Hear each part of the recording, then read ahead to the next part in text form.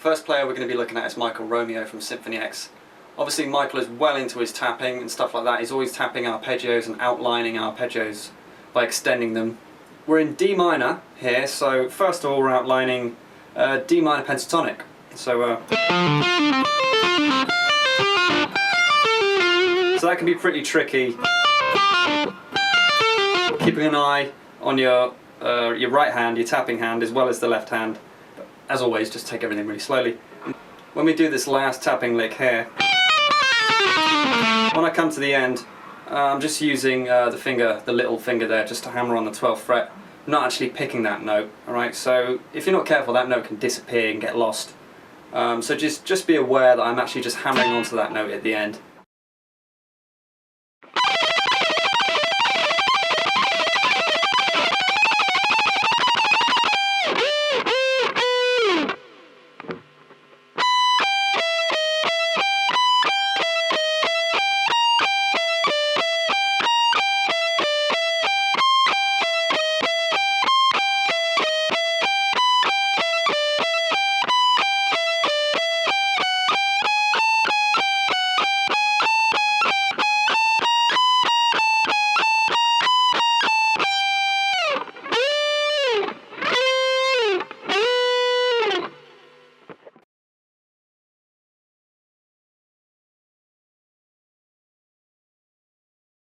Next up is the excellently named Synyster Gates.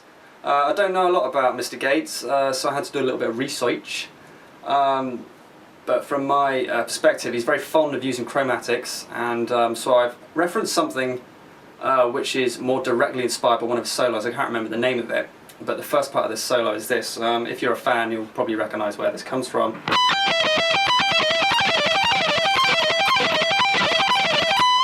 It's a bit different. I've altered it to fit in with the backing, but essentially we're outlining mainly E minor, because the backing is just going between E. You've got the Mercyful Fate inspired thing going on there, E5 and a G5 power chord. So it gives you scope to do whatever you pretty much want over there. Just use E as your bass, and like I said, just add. Then. So it's like a little mini symphony. It goes, you know. And then obviously you've got this bit here. It's pretty self-explanatory. It's just chromatics, 16th note triplets, everything in the solos. 16th note triplets until you get to this bit at the end. Which, if you listen to the backing track, you can hear it's harmonised by playing thirds above. So it's mirroring this exact phrase, but third above, okay? And that's it for that part.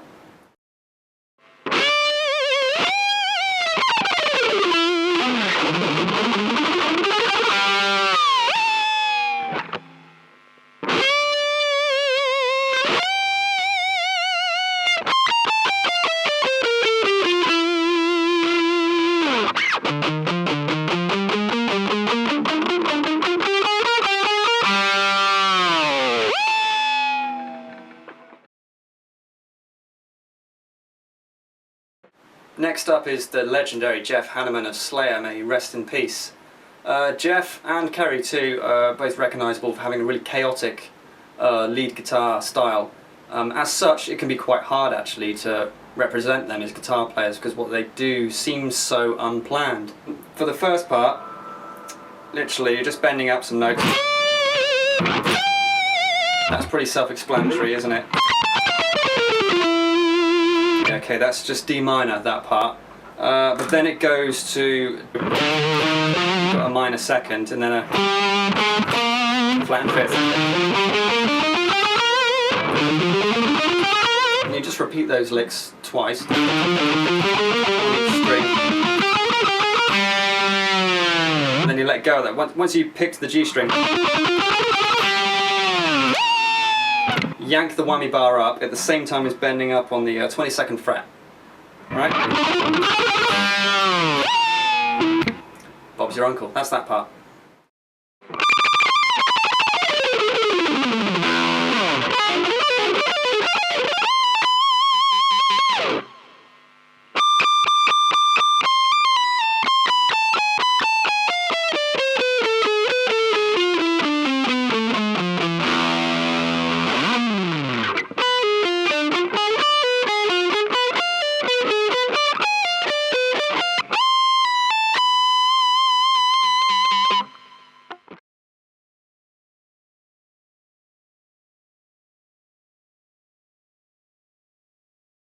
Next up is the inimitable Yngwie Malmsteen. I've done a typically Yngwie-ish type lick here using the Phrygian dominant mode again, because that really is so recognisable as his kind of thing, his sound. Obviously neck pickup for this. So for this part, everything else is pretty much straight alternate picking, but this part right at the beginning, after you've picked 1, 2, 3, 4, 5, 6, yeah 6, that is the thing to notice there. If you were going to time that, 1, 2, 3, 4, 5, 6, so it takes up the same amount of time as another group of 6, alright?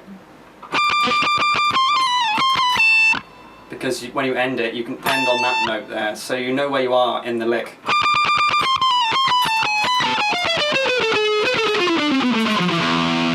And just use the open E at the end, which Yngwie does a lot at the end of his runs. Yeah, bong, hit the E. And then you've got these diminished 3-note per string no, sorry, not 3-note per string, 3-string arpeggios, and then typical run at the end, which you just kind of slide up there to the 20th fret. There's the 20th fret, isn't it? Yeah, 20, yeah it is. Bit of vibrato at the end, and that's it. Typical Yngwie kind of stuff there.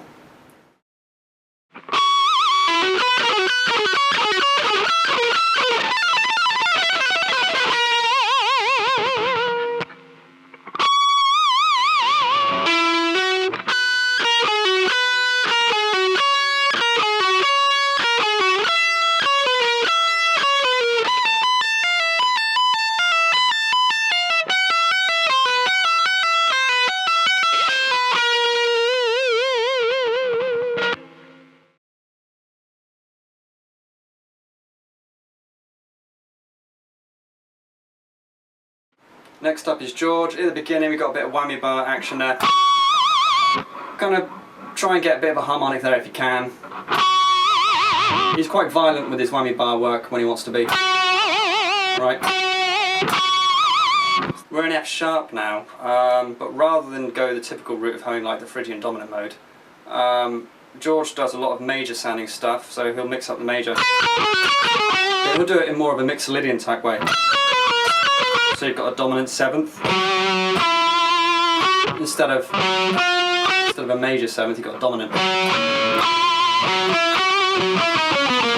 So when you get to that point, you can hear that dominant 7th there.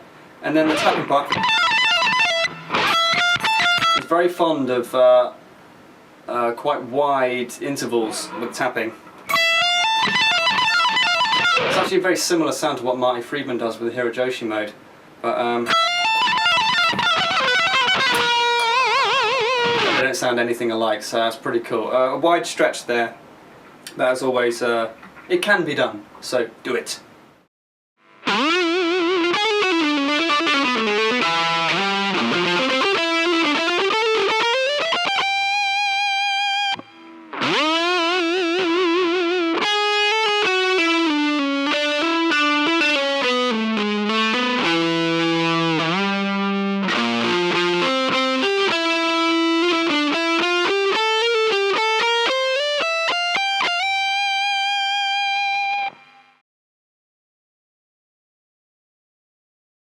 I'll begin the Steve Vai part with a very popular thing he does, which is to do a whammy bar scoop and bring it up as you fret a note. Don't even pick that, alright? You don't need to pick it, you just depress the bar, bring it up. You've got to get it right though, so that you get a little bit of upward scoop on it. Like that, okay? And then add some nice vibrato on there as well. And then another little quick scoop there. And then what Vai loves doing is stuff like this. So you're like, you're ascending over the neck in a kind of root fifth position. If you know what a power chord looks like, you know, it's always 2 frets apart and on adjacent strings, the same kind of thing there. Okay, and then just some typical. Vai's very fond of those little slides, as is Joe Satriani as well, but yeah, Vai is very much known for doing it, especially on the neck pickup as well. So yeah, that's that part.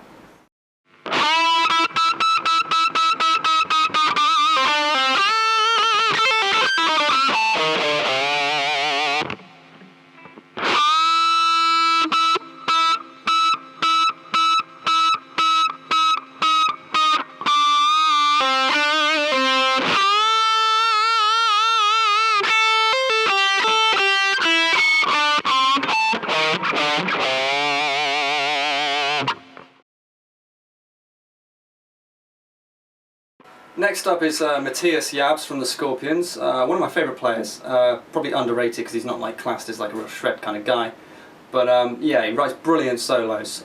This one is taken from the pentatonic scale, very much influenced by a track called No One Like You. That's definitely worth checking out if you love some anthemic, cheesy 80s metal.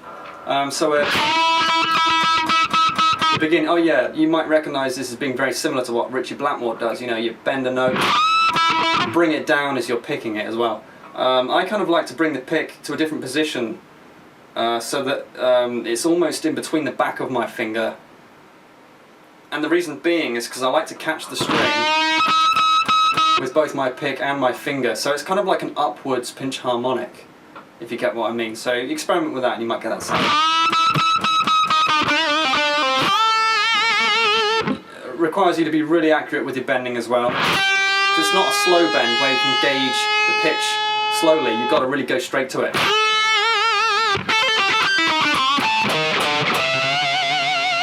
And really dig into those notes as well, and try and get those half harmonic sounds. You don't have to be full on Zakk Wylde pinch harmonics, but just those, that kind of sound, you know what I'm saying? So yeah, that's that part.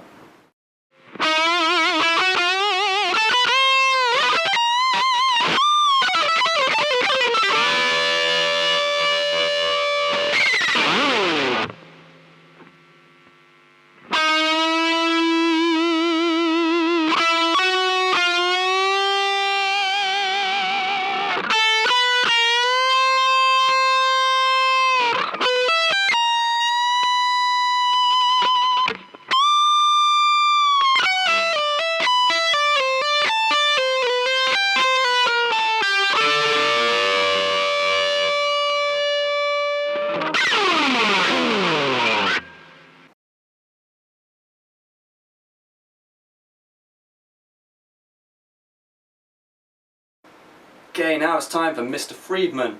We're in E, again, E minor, and we're playing some outside bending notes. So first of all, that's what Marty is very fond of doing. So instead of being like,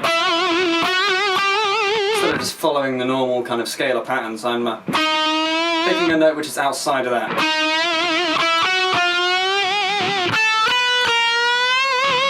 So bending from a note which is outside the scale. That's another great thing that he likes doing as well. You can pick an arpeggio, part of an arpeggio, like usually the top half of it, like a 3-note per string. Like a 3-note arpeggio. Sorry, I'll say that again. Like a 3-string arpeggio. See, I'll get there eventually. And then, so if anyone loves that ending to Tornado of Souls, there's this kind of technique.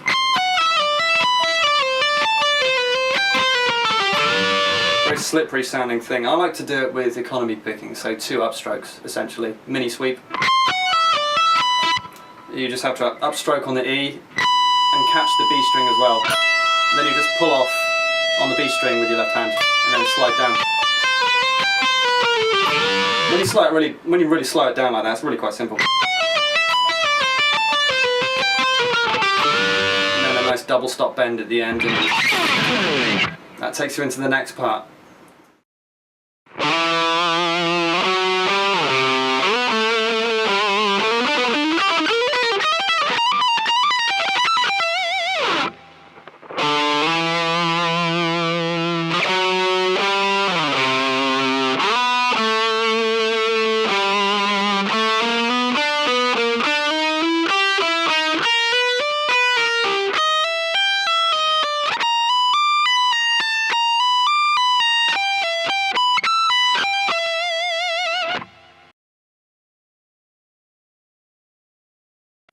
Now it's time for the legend that is Glenn Tipton of Judas Priest. Glenn is really cool. He does a lot of very slippery kind of sounding licks, like this.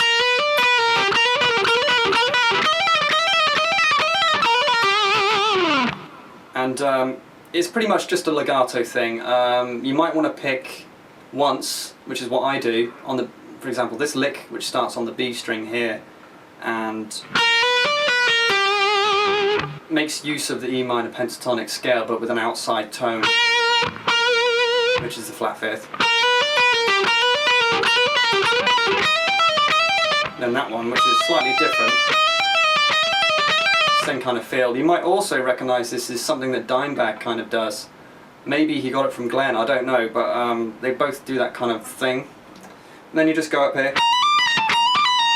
That takes you to a... So it's an E minor one all the way up here. So if you've got a 24 fret guitar, you can make use of that up there. So yeah, that's the kind of Glenn thing that he would do.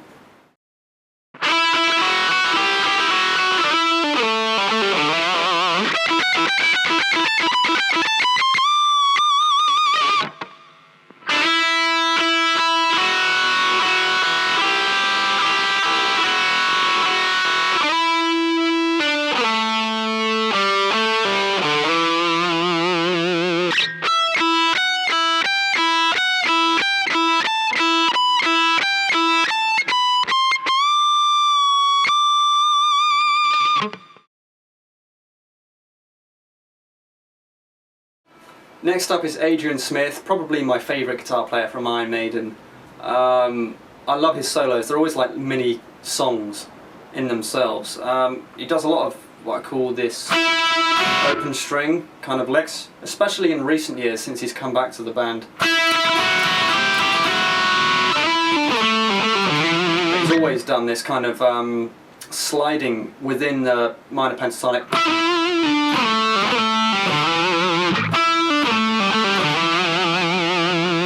Knows their Maiden, you know, you'll kind of recognise Adrian does a lot of that kind of stuff, and that's pretty simple. You're just sliding to the note. That's all there is to it. And then some open string stuff, which you can find loads of examples of Adrian doing that. And then one thing I've noticed about him as well, which is quite unusual, when he ends a solo, he doesn't always end it on the actual root note of the chord. In some ways, you could say he doesn't actually resolve the note. He leaves it hanging on what would end up being the dominant seventh, for example, which is unusual, but it sounds very much like him. And when you bend up, let it down again before pushing it back up to get that sound. That's very crucial, okay?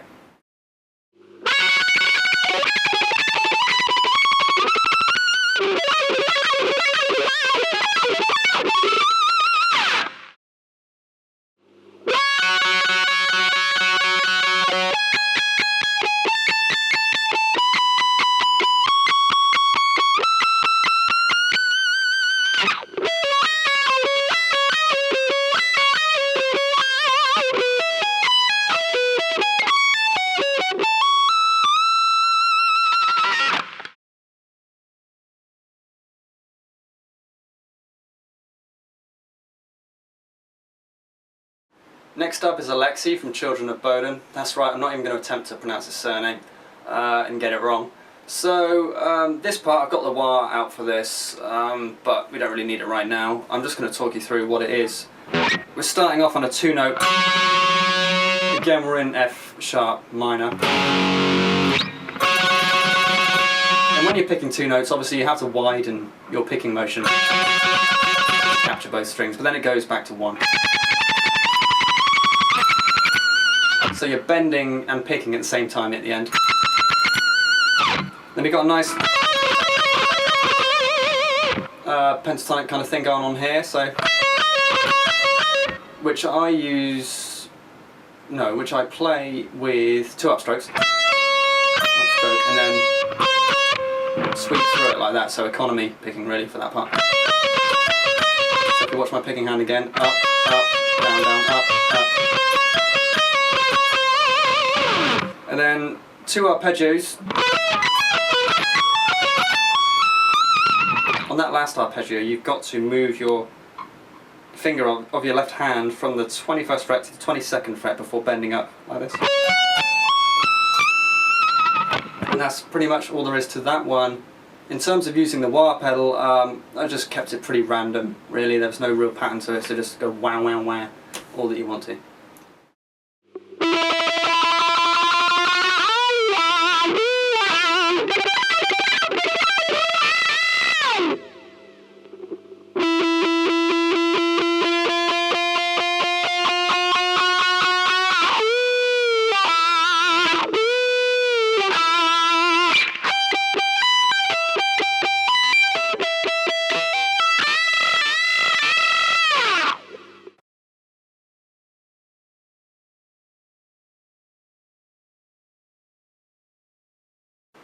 Kirk Hammett is up next.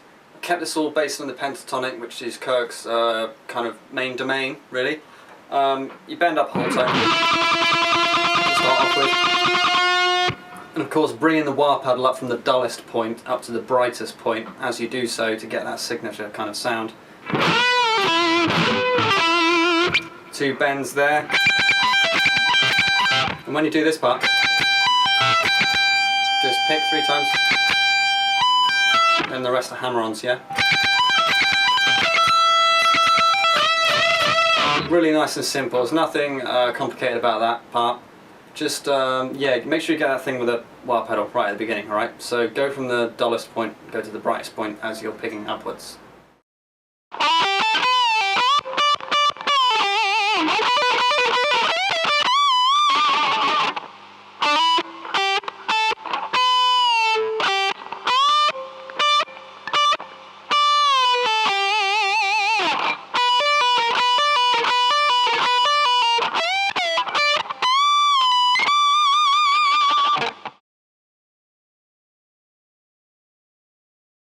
Next up is Michael Schenker. For this I moved the wah pedal to kind of like a midway sort of position to get his kind of trademark nasal tone. Again, everything is pentatonic, minor pentatonic. The thing with Michael you've got to know is his bending is really precise. So you'll shoot up like that, you'll shoot up a bend.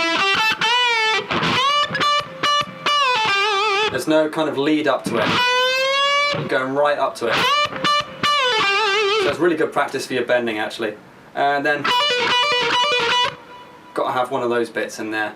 For that you just pick the B string, and hammer on, pull off, and hammer on the G string. You might want to use just your ring finger for that, but I prefer to use ring finger and second finger.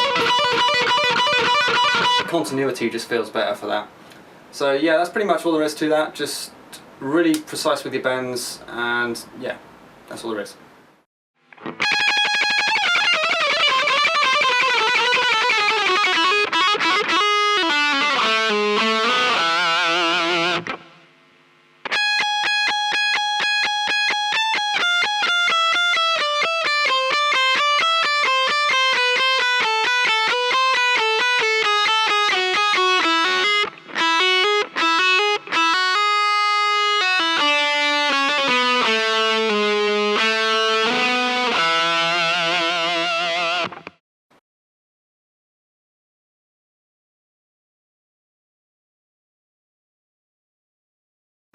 Next up is the awesome Joe Satriani, What a Guitar Legend. I begin with one of his most kind of popular techniques, if you will, which is like picking and hammer-ons, pull-offs at the same time. You know. The thing to remember here is the way I've tabbed it out, I've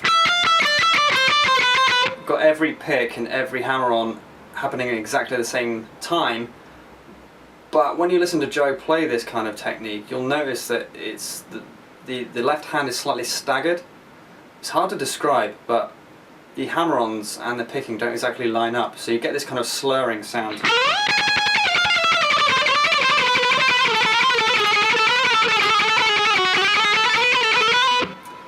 In order to get that, keep your picking as it is, but then kind of just like relax your left hand, like kind of delay it a little bit, so maybe it's a little bit slower. Make the... Instead of going and having it perfectly in triplets, just like so. know what I mean. Very hard to describe, but hopefully you can hear the difference and you'll understand what I mean there. And then that is total Satriani. You've always got to have that in a Sat solo. You know. Doing stuff like that is really good exercise for legato. It's stuff you can practice without a metronome. It just goes to kind of show that you've got rhythmic control of your left hand, what it's doing. You can do it slow, fast, whatever.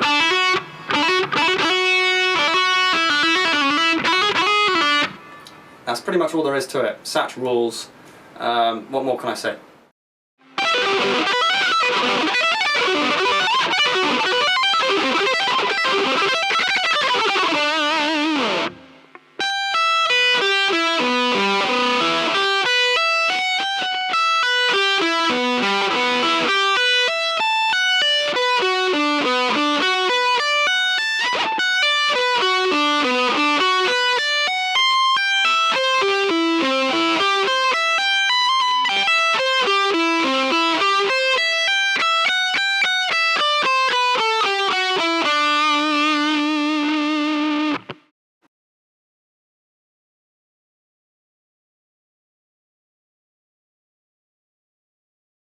Next up is Tony McAlpine. He came to prominence sort of during the neoclassical shred era, and he rules. Not only is he a great guitar player, he's a great pianist as well.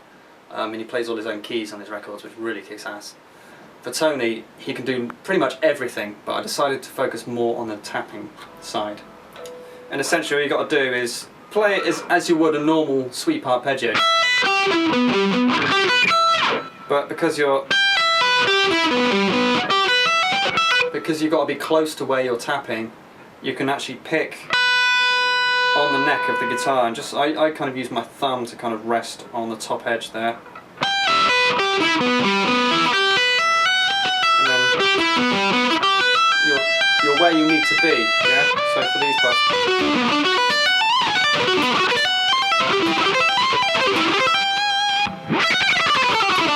The little picking bit at the end, which I've harmonised in thirds. It's very complicated to sweep on the neck like that because it's very messy sounding, so it's very hard to get it clean. That's probably the biggest challenge you're going to face with that part. But it is quite cool, it's quite freeing to just say, hey, do you know what, I can actually sweep here if I want to. You know, it's really cool. So yeah, that's what I got for Tony. He's a great player, check him out.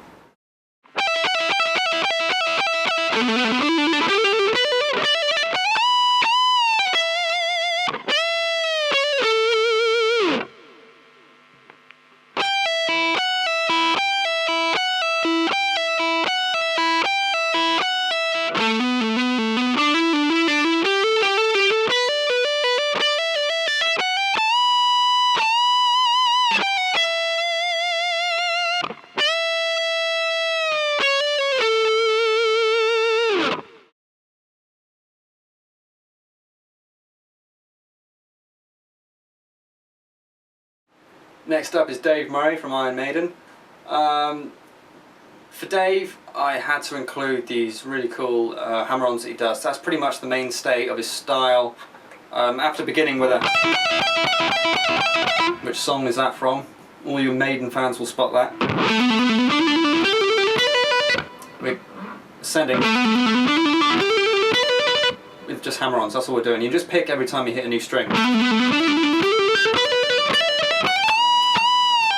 It's really the left hand that's got to do all the hard work on this, alright? So yeah, be aware that if you want to play like Dave Murray, you're really going to have to work on your stamina and just get your hammer-ons up to speed and stuff like that.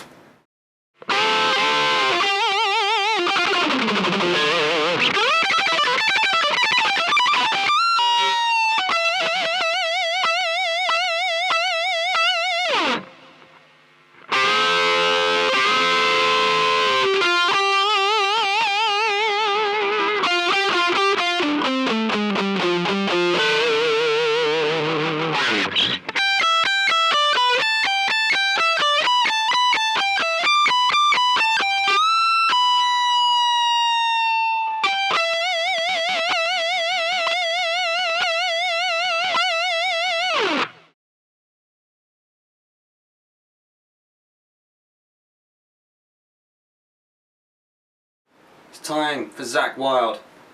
Zakk loves the pentatonic scale, and quite rightly so. I still don't understand why there's people out there that say the pentatonic scale is boring. It is anything but boring, seriously, and in the hands of people like Zakk, it is devastating. So start with a really heavy vibrato,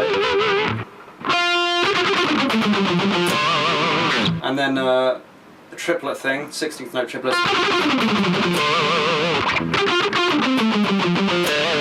If you can, try and hit a harmonic at the end. So you've got to ascend in E minor now.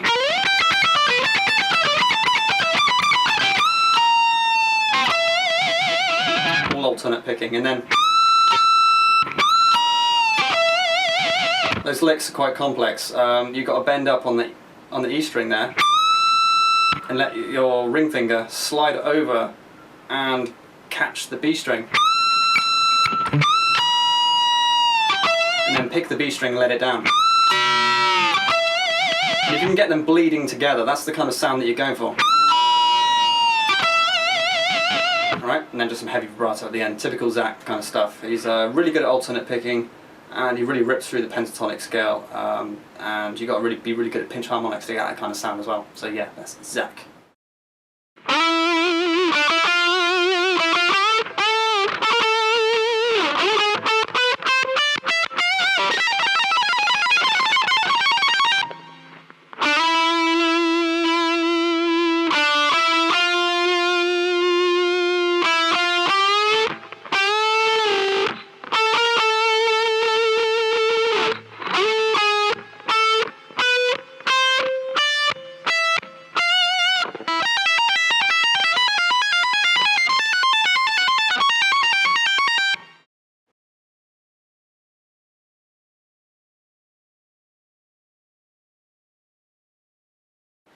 Next up is Dan Spitz, formerly of Anthrax. I've got him over a Slayer track. I thought that'd be quite funny to do that. Dan harmonises a lot of his solos, especially using the interval of the fourth, which is unusual because a lot of people in metal, in loads of music, harmonise in thirds because it's very common to do. But to harmonise in fourths and stuff like that is more like kind of Slayer territory and stuff like that. But yeah, that's something that Dan would do a lot. So I'm just creating a melody. He wasn't really a shred guy as well. He was very quite melodic. He'd really put his composer's hat on and come up with something which was memorable and just served the song, which is quite unusual to find back in the 80s, which I think was really cool. At the end is a really fast tapping sequence. When you slow it down, it's so simple. It's just triplets, you know, 1, 2, 3, 1, 2, 3, with the tapping finger leading.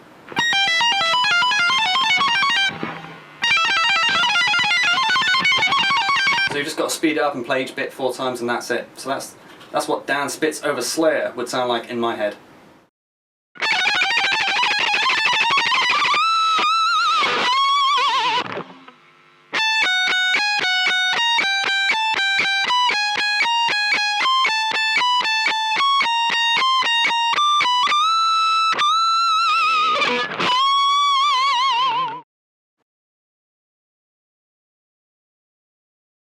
We've just had Dan Spitz over Slayer, now we've got Kerry King over Megadeth. What's the world coming to? Like Jeff, Kerry is a very chaotic sounding guitar player. It's not about theory, it's not about making it right or wrong, it's just what serves the song, and usually what serves the song is pure aggression and madness. So here I've just got this ascending picking lick. I'm picking straight 16th notes, and we're at 200 beats per minute, okay? So when you get to that bend, try and grab the bar if you can into a real kind of fast, aggressive, like that. Doesn't sound refined, but it's not meant to. And then all you got to do at this part really is just depress the bar, as well as kind of shaking it backwards and forward, but kind of overall you're going down with it. Okay, that's pretty much all there is to it. Sounds chaotic, and but that's the name of the game with Slayer.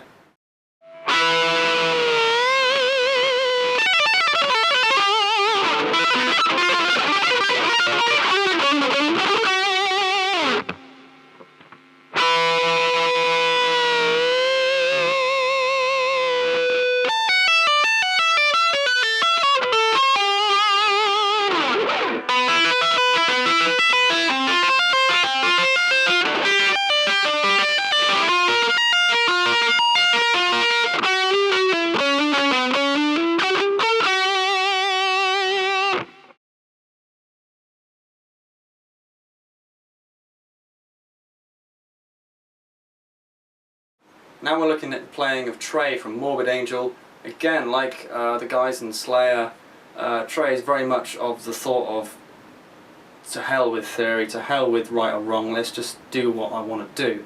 It's all about chaos, and the amazing thing is that even though these guys are all about chaos, they still manage to have a signature sound which sounds totally like them, and nobody can do what they do.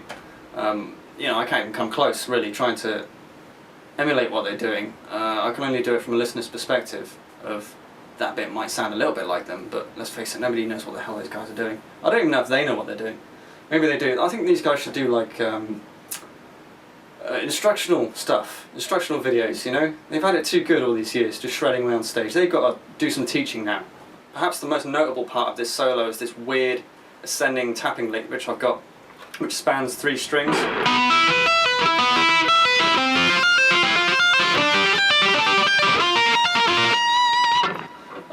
I haven't attempted to master it and make it sound really refined. In the spirit of Trey, I've allowed it to sound very chaotic and without trying to sound demeaning, sloppy a little bit. And it's all about the effect, you know.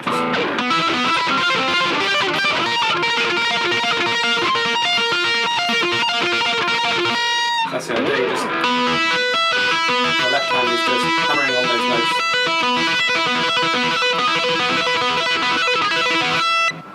And that's pretty much all there is to that part.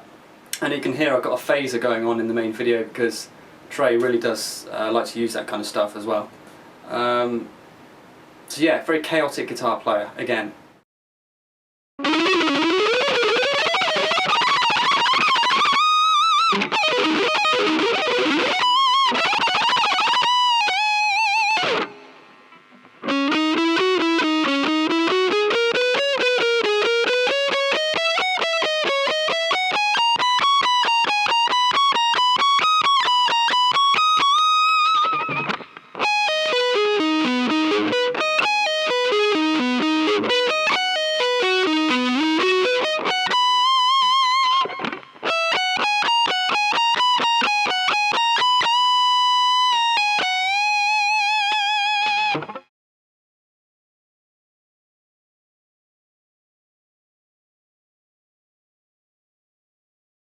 Now we turn our attention to Rusty Cooley.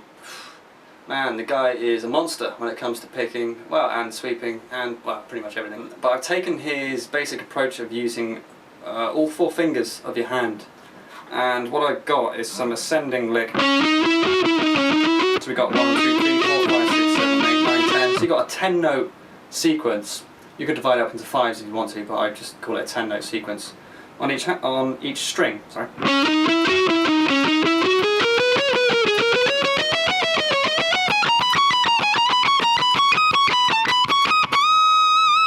So that's the main thing I brought to this part. It's never going to be as fast as Rusty, but the idea is just trying to get all your fingers working on the fretboard there. It's really weird when you first start doing it, but it does open up some interesting possibilities. For example, instead of doing stuff like, which is really cool, you can do...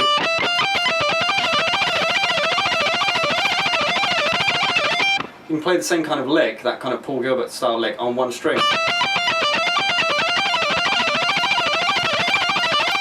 So if you only get one thing from this whole section, it's worth it. You know, playing with 4 fingers does open up some new interesting possibilities. It's hard, but it's worth it.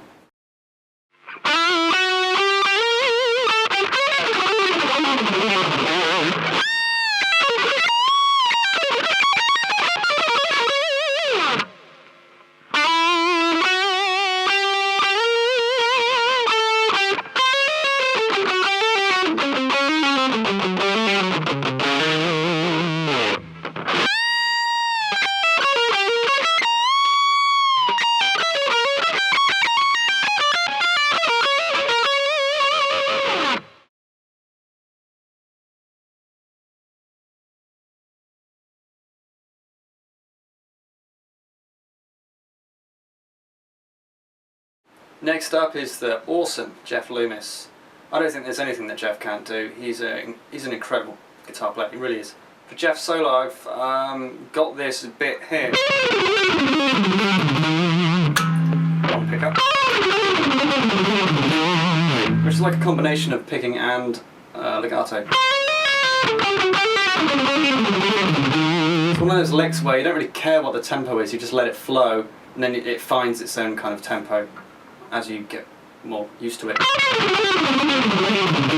Also reminds you of Jason Becker, that kind of sound as well, but yeah, I've known Jeff do stuff like this. Then he loves the diminished scale as well. So I've got two of these arpeggios in there, and then you've got this kind of like symmetrical thing going on at the end. Yeah, that's pretty tough, that part, especially the bending with the arpeggios, but yeah, just don't have really heavy strings on it and you'll manage it okay.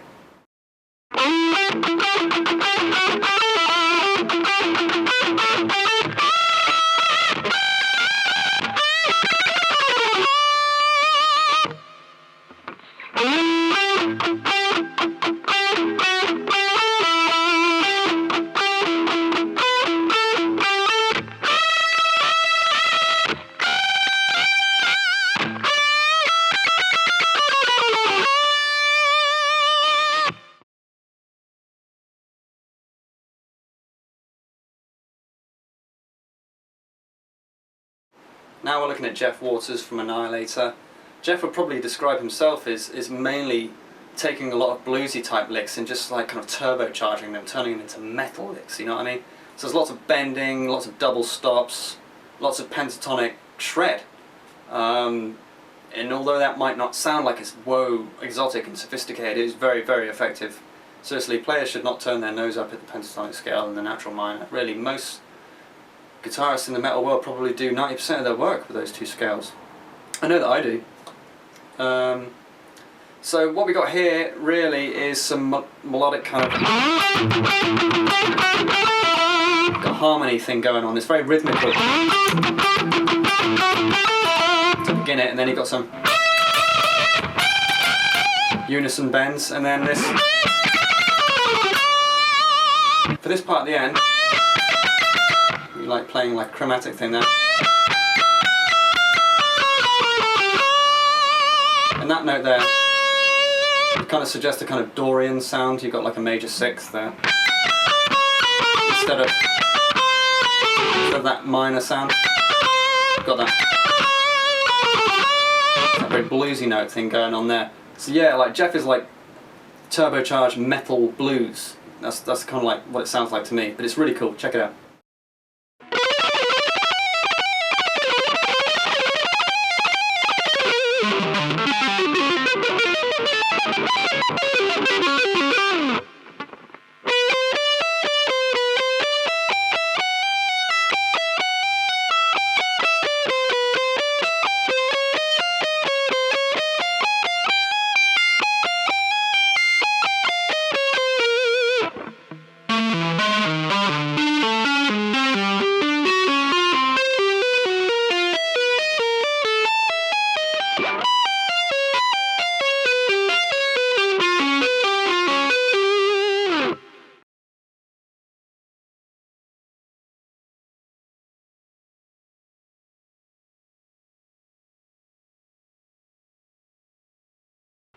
Next up is Buckethead. For this part I've included a little bit of picking and a little bit of tapping. Two things he's very much known for. Of course, if you're a Paul Gilbert fan, you'll recognise one of Paul Gilbert's licks, or several of Paul Gilbert's licks in Buckethead's playing, which I've kind of referenced at the beginning part of this. So we've just got that, and it follows the backing in 16th notes, alright, so it's 200 beats per minute. Follow the rhythm exactly for that. Okay, for this tapping lick, I'm using my last three fingers for this. I don't use my first finger for tapping at all. It's just, to me it seems a pain in the butt to move your pick around like that. Anyway, what the hell do I know? So it's a chromatic thing. That's what your left hand's going to be doing. And then your right hand's going to be mirroring that on the 17th, 16th and the 15th fret. So essentially you're going to tap, then move everything down one fret. At the end I'm kind of doing this tapping which follows a whole tone scale type pattern. Because like that, it's kind of like got a whole tone feel about it. And that's it for Buckethead.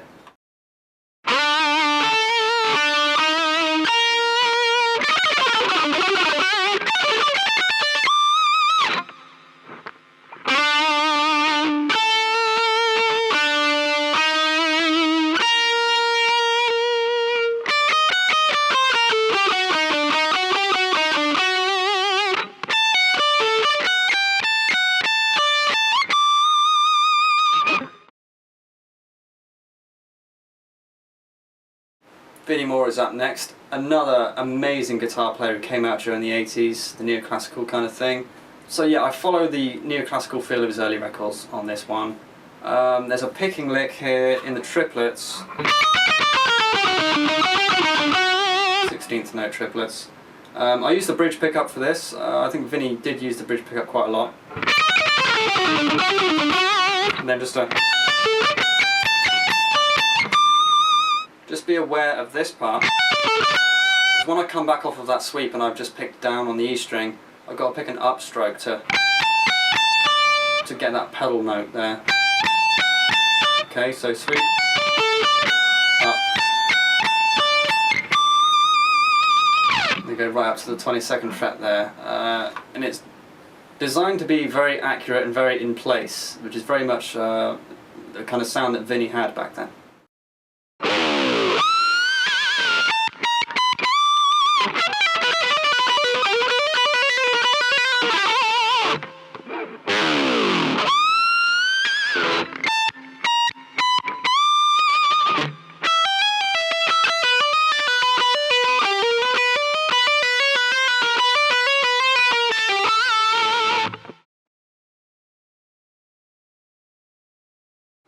Now we're looking at Dimebag. To begin with the squeal at the beginning, I don't do it the way Dimebag does. I don't have my whammy bar facing that way, and also I'm picking the note this time just because it's easier.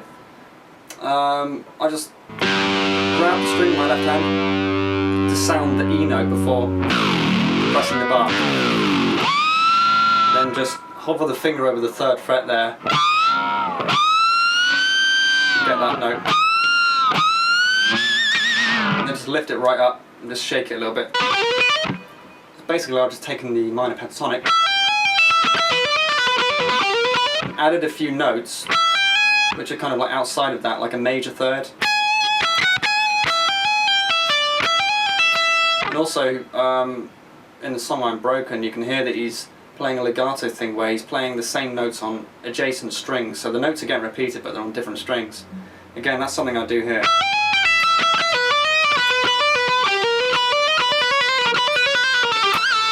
And then get one of those nice squeals at the end, but you've got to really bend that string. So yeah, that's what I got going down for that.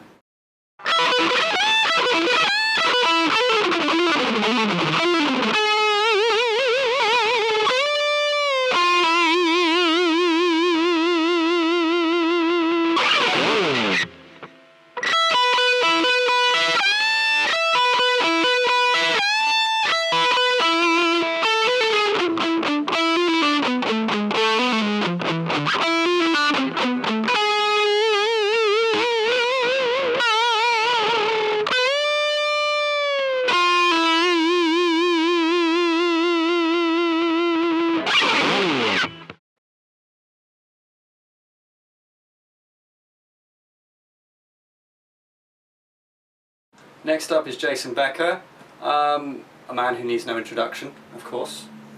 At the beginning of the solo there's an obvious reference to one of his famous songs, but afterwards I've got this.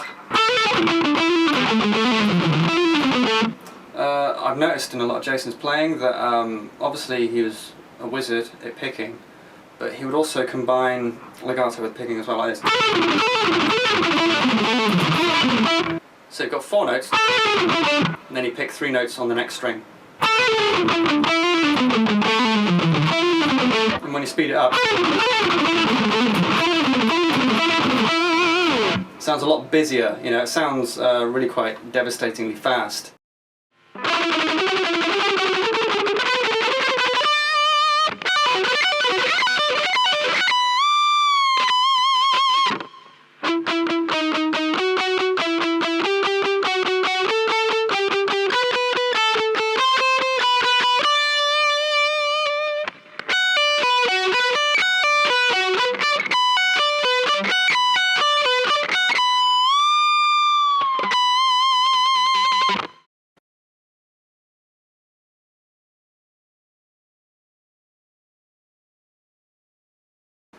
Now I'm looking at Andy LaRocque, famous for being King Diamond's right-hand man.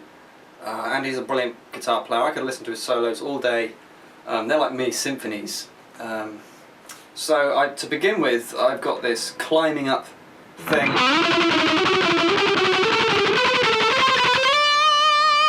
He does quite a lot of stuff like that. I've harmonised it again in thirds, as you can hear. Thirds are very popular in metal, as you will have guessed by now.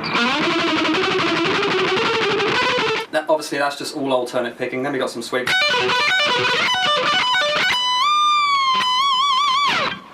So what we've got here is B minor arpeggios, but played over E chords, or E backing in the tonality of E. It's got a really different effect. It's in tune and the notes are in key, but it still kind of sounds outside somehow, you know, because you're outlining the B sound but over a backing of E, so it's got a very unique sound to it, and that's something which I've heard Andy do quite a lot. So yeah, that's my nod to Andy there. Phenomenal guitar player.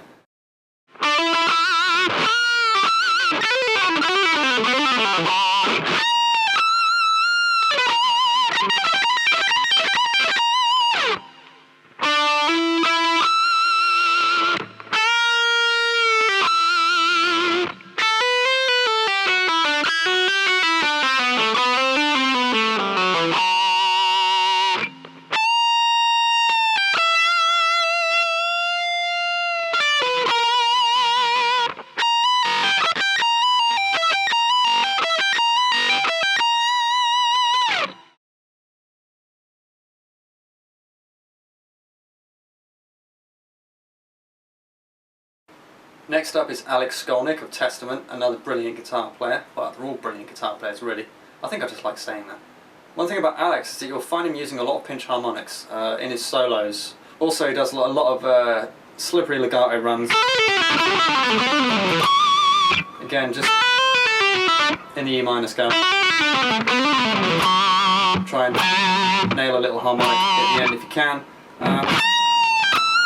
What I've got there is the flattened fifth, or the diminished fifth, which he's always using, because why not? It sounds awesome. So it's that sound. And here, try to make sure you can hit those harmonics if you can.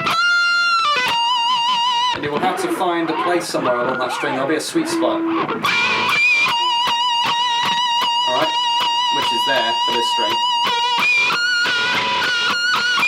So just move your pick around and find those sweet spots and get to know them before doing stuff like this. And then just a repetitive lick here, which is uses an upstroke to start it, and then a mini sweep, carving through the B and the E strings. And that's that.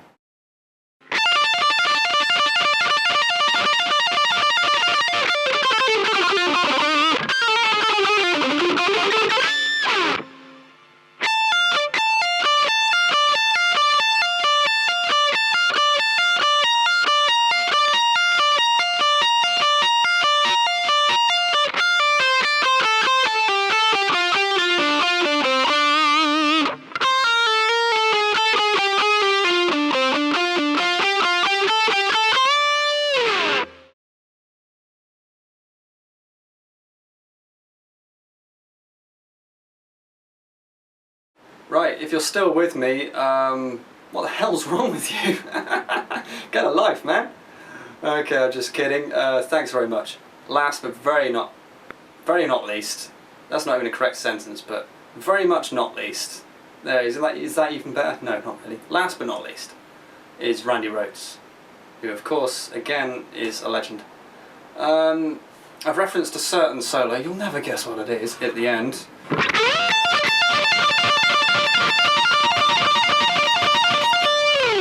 And it's really nice and easy to play. Once you've started it off, you're just picking through like that, through the B and the E strings, just a mini sweep, or economy picking. I like saying the word mini sweep though. It makes it sound more important than it is, like, I don't know, mini gun. Check out my my mini gun. Check out my mini sweep. And then, but here I'm not picking every note like that. Essentially I'm only picking when we're crossing the strings, and I'm kind of like picking in between the strings. And end with all alternate picking. And that's that. I guess we're at the end of it.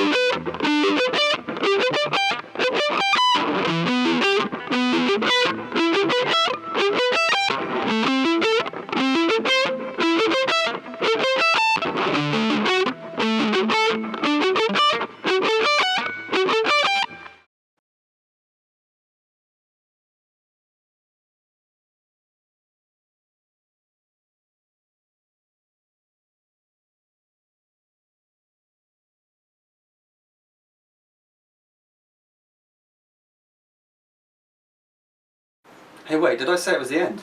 No, it's not the end actually, is it? Oh no. No, we've got Mariah Carey? I guess you're going to expect me to sit here and tell you how to play like Mariah Carey, aren't you? Well, I'm not going to. Are you crazy? I don't know anything about Mariah Carey. Jeez. One thing I will talk about though is this arpeggio thing at the end. Rather than just playing a sweep all the way through,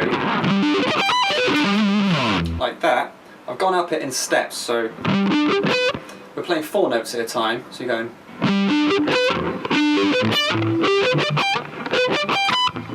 right like that, and the rhythm still sticks with 1, 2, 3, 4, 5, 6, 1, 2, 3, 4, 5, 6, but the 5 and the 6 are essentially a rest. You're not playing anything there, so you'd be going like this: 1, 2, 3, 4, 5, 6, 1, 2, 3, 4, 5, 6, 1, 2, 3, 4, 5, 6, 1, 2, 3, 4, 5, 6. Yeah? But essentially that's all there is to it. So that is my tribute to the lovely Mariah Carey, and obviously we've got some ska underneath with Madness. Am I trolling you at the end? Pretty much. It wasn't my idea though, so don't blame me, but I'm just doing what I'm told by a mysterious Swedish guy somewhere.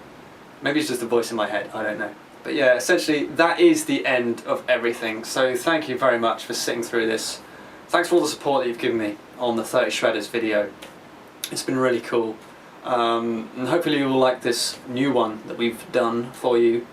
As I'm speaking here now, it's a few days before Christmas, so by the time you see this, Christmas will have gone and will probably be in 2014. So I'll see you there. Thanks for watching. See you next time.